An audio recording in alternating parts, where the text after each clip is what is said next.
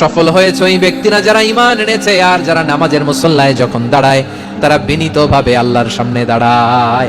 নামাজের জায়নামাজে যখন দাঁড়াবো আমরা ভাববো হতে পারে এটাই আমার জীবনের শেষ নামাজ। যখন দাঁড়াবো ভাববো হতে পারে this could be my last and final সালাত, হতে পারে এটাই আমার জীবনের শেষ নামাজ। তাইলে অন্তরে খুশু আসবে। অনেকে বলে হুজুর নামাজে দাঁড়াই মনে থাকে না, কয় রাকাত পড়ছি ভুলে যায়, কি পড়ছি ভুলে যায়, দিন দুনিয়ার কথা খেয়াল আসে, সারা দিন যেটা মনে করতে পারি না নামাজে দাঁড়াইলে ওটা মনে পড়ে। আপনাদেরও হয়?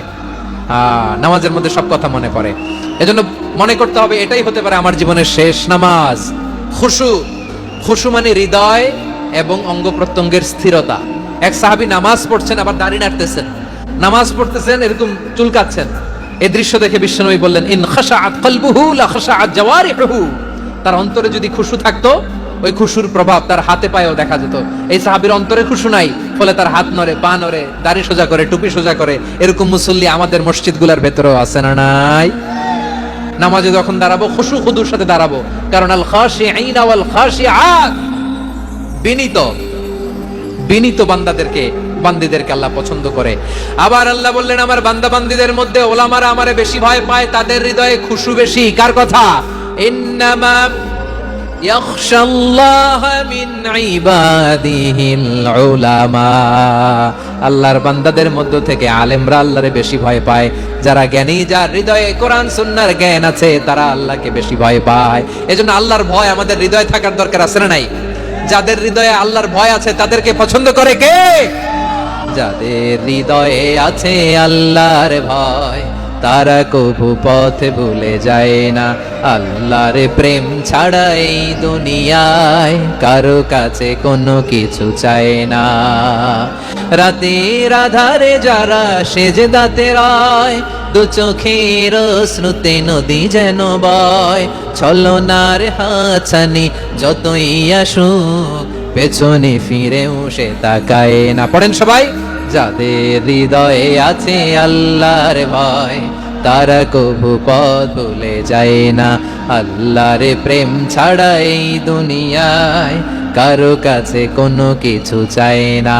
আল্লাহর ভয় যার হৃদয়ে থাকে সে কখনো পদস্খলিত হয় না, পদচ্যুত হয় না। তাহলে খাশিঈন খাশিআত। 7 নম্বরে আল্লাহ বললেন আল মুতাসাদ্দিকিন ওয়াল মুতাসাদ্দিকাত, আমার প্রিয় বান্দা তারা যারা দান করে, দানশীল নারী এবং পুরুষ যারা দেয়, যারা দান করে তাদেরকে আল্লাহ পছন্দ করে। মুক্ত হস্তে দিবেন আমার ভাইরা, মুক্ত হস্তে। আল্লাহ সুদকে ধ্বংস করে দেয় আর দানকে বাড়িয়ে দেয়। সুদের সাথে আমাদের কোনো সম্পর্ক না। আল্লাহ বলেন ইয়ামহাকুল্লাহুর রিবা ওয়া ইউরবিস সাদাকাত, আল্লাহ সুদকে ধ্বংস করেন, দানকে বাড়িয়ে দেন। পকেট থেকে দিয়ে দিলাম মনে হয় কমে যায়, আসলে কমে না, বাড়ায় দেয় কে? মনে হয় কমে গেছে, আসলে বাড়ায় দেয় কে? আপনি দিলে আপনারে দিবে কে?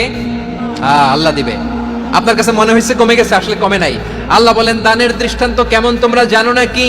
মাসালুল লাযীনা ইউনফিকুনা আমওয়ালাহুম ফি সাবিলিল্লাহি কামাসালি হাব্বা আমবাতাত সাবআ সানাবিলা ফি কুল্লি সুমবুলাতিন মিআতু হাব্বা ওয়াল্লাহু ইউদাঈফু লিমান ইয়াশাউ ওয়াল্লাহু ওয়াসিউন আলীম।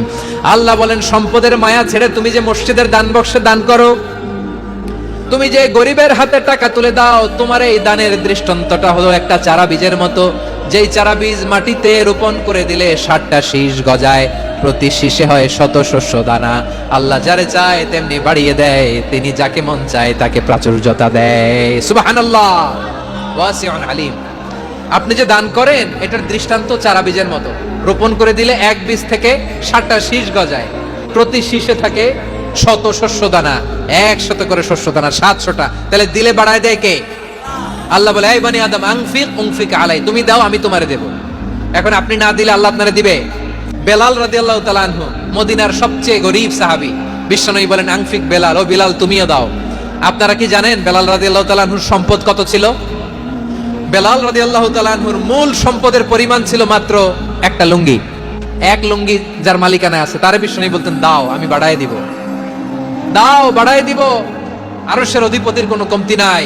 আল্লাহ বলেন তোমাদের গোটা পৃথিবীর সব মানুষের যার যেটা লাগে সব যদি দিয়ে দেয়, আমি আল্লাহর ধনভাণ্ডারের 1 ইঞ্চিও কমবে না। চিল্লায় পড়েন আল্লাহু আকবার। এজন্য আল্লাহ বললেন মুতাসাদ্দিকিন ওয়াল মুতাসাদ্দিকাত, দানশীলদেরকে আমি ভালোবাসি। 7টা চলে গেল। 8 নম্বরে আল্লাহ বললেন ওয়াস-সাইমিনা ওয়াস-সাইমাত, রোজাদারদেরকে ভালোবাসি। সিয়াম পালন করবেন, সিয়ামের সওয়াব আল্লাহ নিজ হাতে দেবেন। 8 নম্বরে রোজাদারদেরকে আল্লাহ ভালোবাসেন, রোজাদার নারী পুরুষ। 9 নম্বরে হাফিযিনা ফুরুজাহুম ওয়াল হাফিযাত, যারা লজ্জাস্থানের হেফাজত করে, দৃষ্টির হেফাজত করে, অসংলগ্ন জায়গায় দৃষ্টি দেন, আল্লাহ তাদেরকে পছন্দ করে। সব শেষে ওয়াযাকিরিনাল্লাহ কাসীরা ওয়াযাকিরাত, যারা সময় পেলেই আল্লাহর জিকির করে। এই 10টা বৈশিষ্ট্য আল্লাহ তাআলা বড় পছন্দ করেন। ইসলামের সব মৌলিক